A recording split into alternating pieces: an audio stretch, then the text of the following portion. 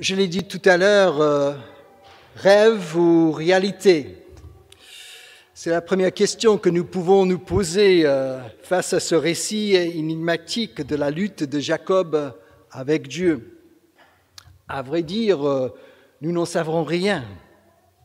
Mais ce que nous savons, c'est que ce combat nocturne entre Jacob seul et cet homme bien mystérieux a inspiré de tout temps et encore aujourd'hui des artistes, des écrivains, des mystiques, des psychanalystes et bien évidemment aussi des théologiens. Notre projet donc ce matin est donc de voir ensemble quel sens et quelle source d'inspiration ce texte peut avoir pour notre vie d'aujourd'hui. Il y a des indices dans le texte qui nous encouragent à interpréter ce combat comme une lutte symbolique. Un premier indice, dans ce sens, est la répétition du mot « passé ». Il apparaît dans le texte à 4 reprises.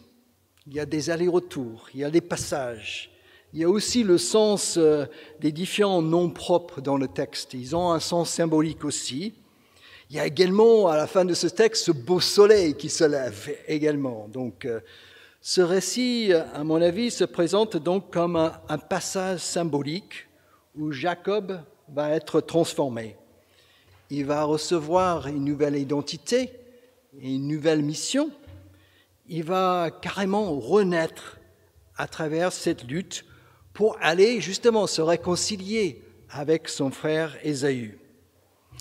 Et si Jacob peut vivre ce type de passage dans un moment difficile de sa vie et renaître à autre chose, nous le pouvons nous aussi, je crois bien. Nos luttes provoquées par les épreuves de la vie peuvent nous transformer nous aussi. Nous pouvons en renaître également. Essayons ensemble donc de tester cette thèse en nous posant 3 questions faciles. La première question, avec qui ou avec quoi Jacob lutte? Il faut l'aborder. À mon avis, j'ai un peu fait allusion à ça dans ce que nous avons fait pour préparer un peu ce temps de prédication. Je vois 3 adversaires avec qui Jacob lutte.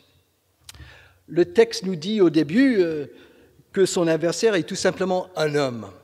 Un homme veut faire la bagarre avec Jacob. Et ce n'est qu'après le match nul de cette lutte que Jacob réalise que c'est avec Dieu qu'il a lutté. Comme le texte nous le dit, Jacob nomme ce lieu, il donne un nom symbolique à ce lieu. Il le nomme Péniel, qui veut dire face de Dieu. Et il donne cette explication. J'ai vu Dieu face à face et j'ai eu la vie sauve.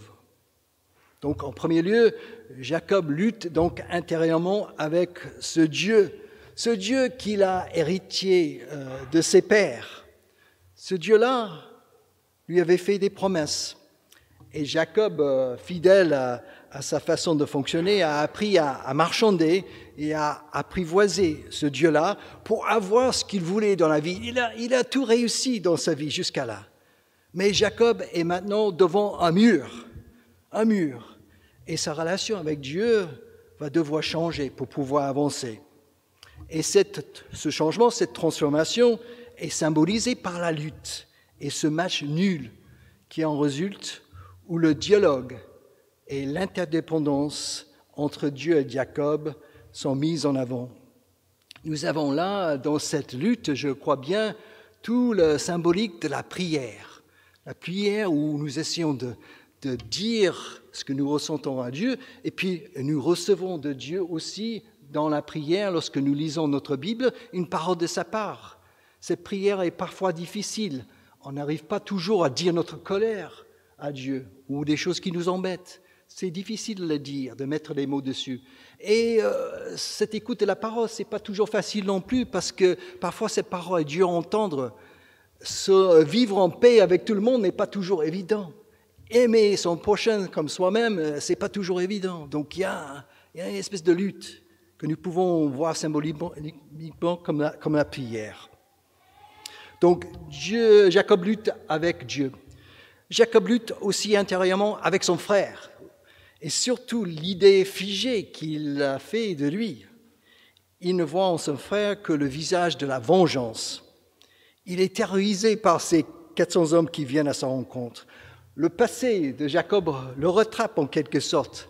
Les 20 ans loin de son frère ne peuvent pas effacer ce qu'il a vécu avec son frère. Il doit maintenant assumer les conséquences de ses actes. Il doit demander pardon à son frère. Il doit se réconcilier avec lui pour pouvoir entrer dans ce pays, de vivre en paix avec lui. Donc Jacob lutte intérieurement avec son frère.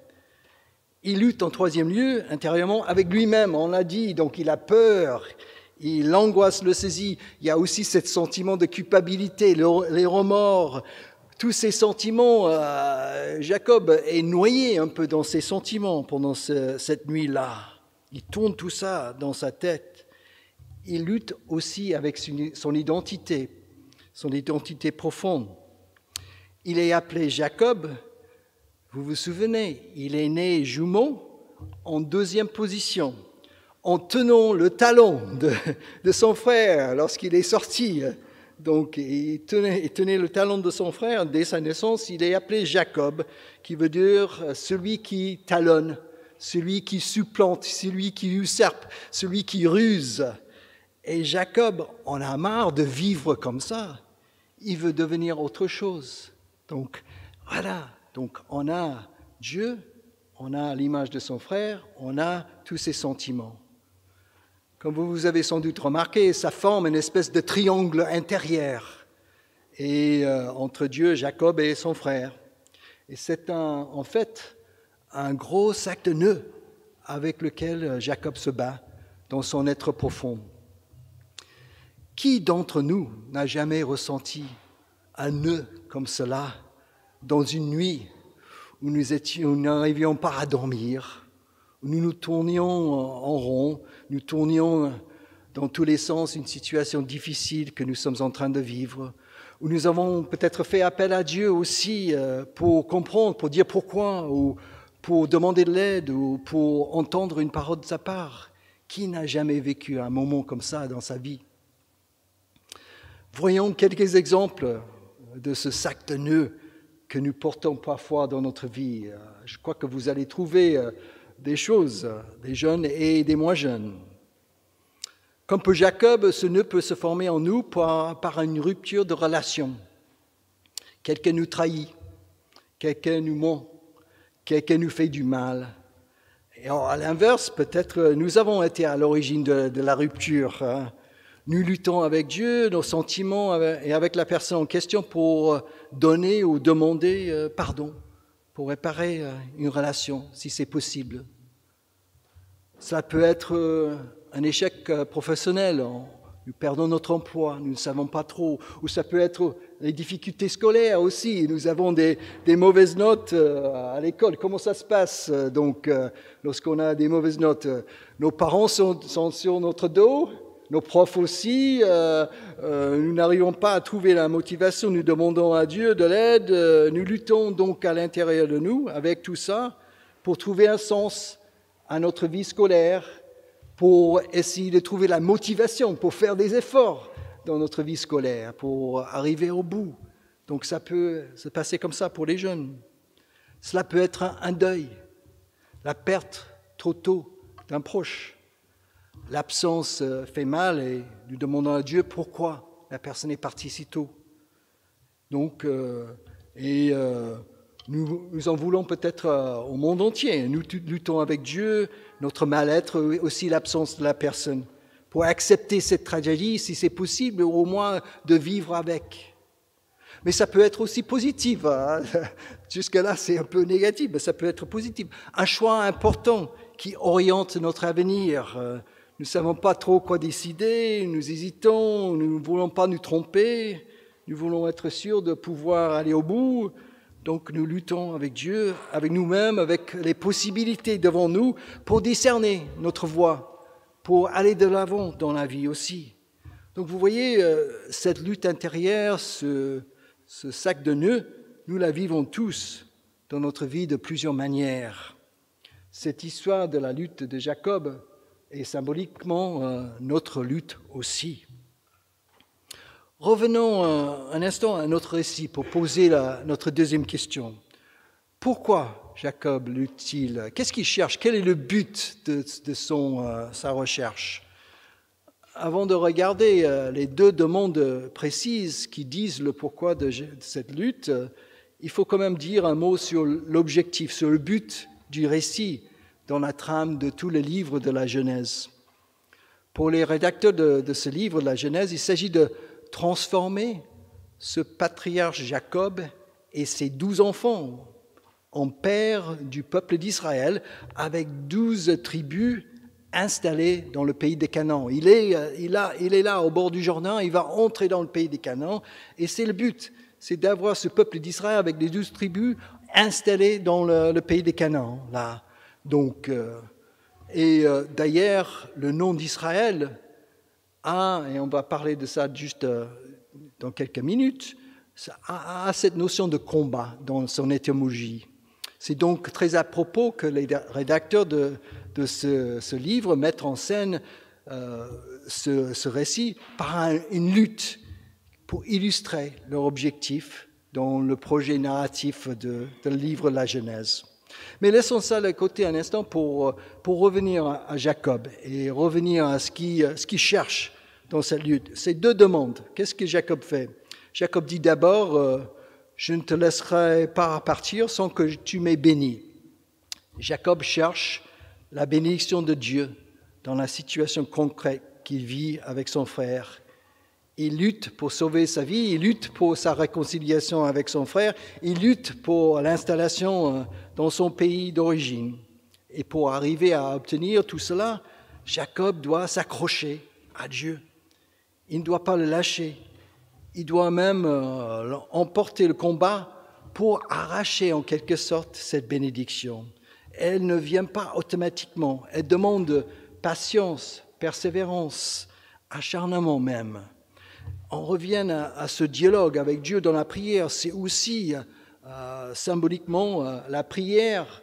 Lorsque nous demandons à Dieu quelque chose pour notre vie, c'est vraiment un combat parce que ce que nous voulons et ce que Dieu souhaite pour nous, il y a peut-être une distance. Donc il y a une lutte dans la prière par rapport à cette question de la bénédiction de Dieu dans notre vie. Jacob veut savoir, c'est la deuxième demande, il veut savoir aussi le nom de Dieu avec qui il se bat. Dans l'Antiquité, connaître le nom d'un Dieu était synonyme d'avoir le pouvoir sur ce Dieu, d'avoir la mainmise pour le manipuler à sa guise. La demande de Jacob n'est donc pas entendue ou exaucée dans notre récit. Cela s'explique aussi en partie par la pratique dans le judaïsme de ne jamais prononcer le nom de Dieu, le tétragramme. Mais plus profondément, Jacob va devoir sortir de son fonctionnement habituel de manipulation et de ruse pour vivre autrement sa relation avec Dieu. Et c'est ce match nul entre lui et Dieu qui indique que Jacob doit apprendre à faire confiance à Dieu et à vivre avec lui dans l'interdépendance, dans ce face-à-face constant, dans ce corps à corps avec son Dieu, dans un dialogue. Donc c'est ça la prière, un dialogue où nous parlons à Dieu et nous écoutons sa parole. Et c'est un corps à corps, c'est un face-à-face dans les situations concrètes de notre vie que nous sommes invités à cultiver pour arriver à avoir cette bénédiction de la part de Dieu, mais aussi pour connaître notre Dieu comme un Dieu Père qui nous aime et qui veut le meilleur pour notre vie. Cette lutte transforme donc le regard de Jacob sur Dieu. Elle va aussi le transformer personnellement. Cela nous amène à la dernière question. Comment Jacob est-il transformé par cette lutte? Nous l'avons vu, il a reçu un nouveau nom. Il s'appelle désormais Israël. Le nom, dans l'Antiquité, est porteur d'une identité, porteur d'une vocation. Jacob ne sera plus celui qui supplante, mais il sera celui qui lutte avec Dieu et avec les hommes. En effet, le mot Israël a deux parties, deux racines. Le mot « El », c'est le nom de la divinité suprême en Canaan, que nous avons dans la Bible souvent en Elohim, au pluriel, donc le mot de Dieu. Et puis, première partie de cette racine, c'est le mot qui comporte la racine de combat. Donc, Jacob est littéralement combattant de Dieu. Il va désormais vivre sa vie dans la transparence, dans la vérité, devant ce Dieu-là, dans ce face-à-face, dans ce corps à corps avec son Dieu, qui va désormais pouvoir avancer dans la vie. Il ne va plus esquiver ou supplanter, ruser ou passer des côtés. C'est un homme qui va renaître à une nouvelle façon d'affronter directement et d'assumer la vie et ses aléas. Cette renaissance est aussi symbolisée par ce soleil qui se lève à la fin du récit. Le texte nous dit, le soleil se lève et Jacob passe. Voilà notre mot passé. Jacob passe Penuel, c'est-à-dire il passe la face de Dieu. Et donc Jacob fait ce passage symbolique dans ce récit. Il y a une possibilité pour avancer vers son frère, pour chercher cette réconciliation. Et ça nous donne aussi, ce soleil qui se lève, ça nous donne aussi de l'espérance dans les situations compliquées de notre vie. Ces situations difficiles ne sont pas sans fin. Il y a de la lumière au bout du tunnel et il faut garder le cap de l'espérance. Mais ce Jacob, qui est maintenant Israël, ne sort pas indemne de cette lutte. Il y laisse des plumes. Le récit nous le dit, et on ne sait pas pourquoi, il nous le dit que Jacob avance vers son frère en boitant. Sa hanche a été démise donc, dans cette lutte. Il porte la marque de cette lutte dans sa chair. Et nous savons tous que les épreuves de la vie laissent parfois des blessures qui ont du mal à se cicatriser. Les situations que nous avons évoquées tout à l'heure, lorsqu'on a un deuil prématuré ou un échec où nous perdons tout, ou une épreuve qui change le cours de notre vie, ces moments-là nous laissent parfois avec des blessures profondes. Ces blessures sont le symbole de notre vulnérabilité. Ces blessures nous rendent humbles aussi. Nous ne sommes pas tout-puissants face à toutes les situations de la vie. Nous sommes des êtres fragiles qui vivent leur vie devant Dieu. Ce qui est intéressant dans cette histoire de Jacob qui boite à cause de sa cuisse qui est démise, c'est ce rite alimentaire qui vient comme ça, comme un cheveu sous la soupe à la fin du récit. Ce rite de ne pas manger le tendon à l'intérieur de la cuisse qui a été institué par le judaïsme pour se souvenir de ce combat spirituel, de cette blessure, de cette fragilité de la vie. Nous avons également un rite qui nous rappelle un autre combat. Nous allons le célébrer tout à l'heure dans le partage du pain et du vin de la Seine. Si nous réfléchissons bien, et ce serait le mot de la fin, quelqu'un d'autre a vécu cette lutte de Jacob avant nous, dans une perspective chrétienne. Quelqu'un d'autre l'a vécu avant nous et il a vécu aussi pour nous. Jésus a lutté avec Dieu pendant la nuit dans un jardin, le jardin de Gethsémani.